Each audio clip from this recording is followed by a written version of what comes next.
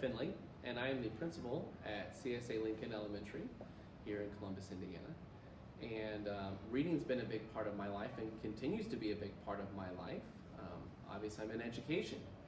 I've always loved history, and I was a high school social studies teacher for many years before coming to the elementary world. So reading is very important to me.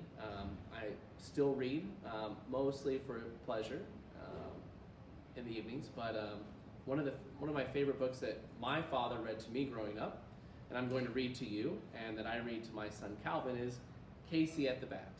And it's a classic, and so if you can find this book, I highly encourage you to read it. So today's story is Casey at the Bat.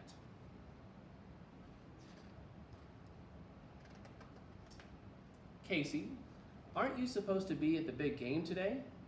Connie asked her brother. Oh, I'll get there in time. I'm the star hitter, ain't I? They can't win without me, he answered arrogantly. Casey, remember what Dad always says. Be on time, always play your best, don't count your hits before they're pitched, and do it fair and square. Hey, I'm the best, he growled. Best or not, it's 3 o'clock. 3 o'clock? The game! Come on, Connie, we're late. You're late, kid, the umpire barked. It was Harry Donovan, the meanest, leanest, keenest ump in the Little League. Of all people to see Casey arrive late. Donovan had a heck of a look in his eye as Casey and Connie ran into the stadium. Casey's fellow teammates were none too cheerful either. The outlook wasn't brilliant for the Mudville Nine that day. The score stood 4-2, with but one inning more to play. And then when Cooney died at first and Barrows did the same, a pall-like silence fell upon the patrons of the game.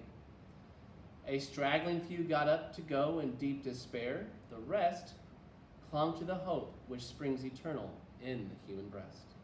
They thought, if only Casey could but get a whack at that, we'd put up even money now with Casey at the bat.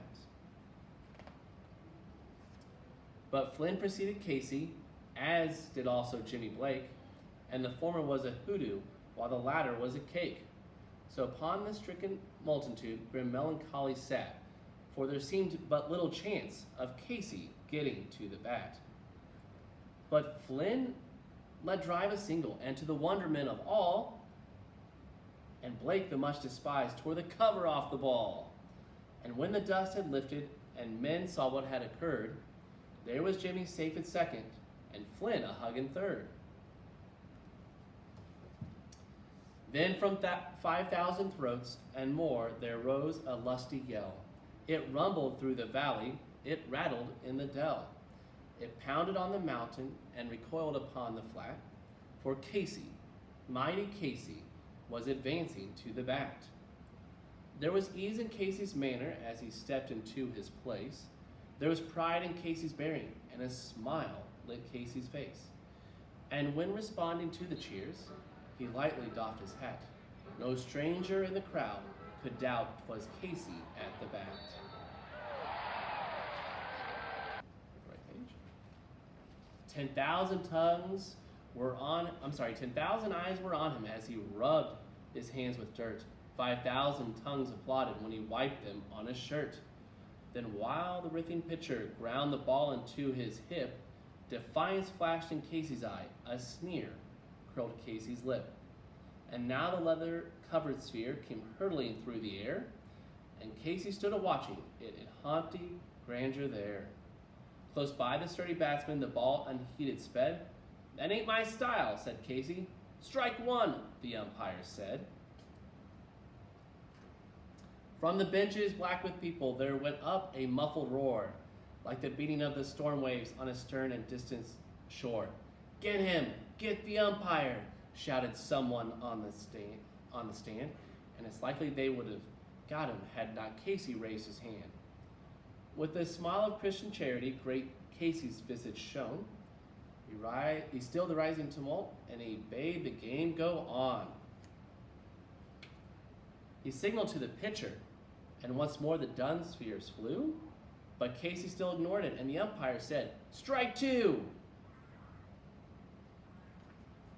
"Fraud!" cried the maddened thousands, and echo answered fraud, but one scornful look from Casey, and the audience was awed.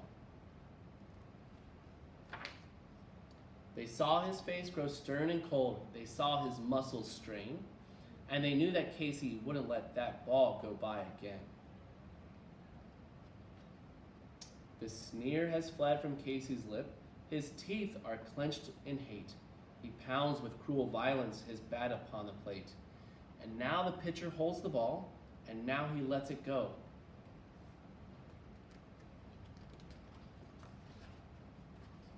And now the air is shattered by the force of Casey's blow.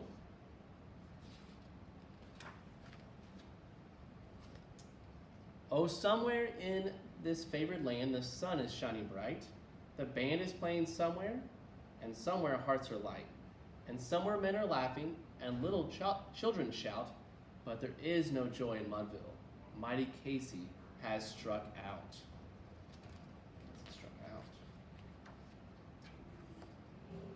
"Sorry, Casey," the umpire said, "but I calls him the way I sees him."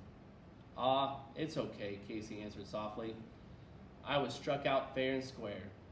Guess I was counting my hits before they were pitched, huh, Dad?"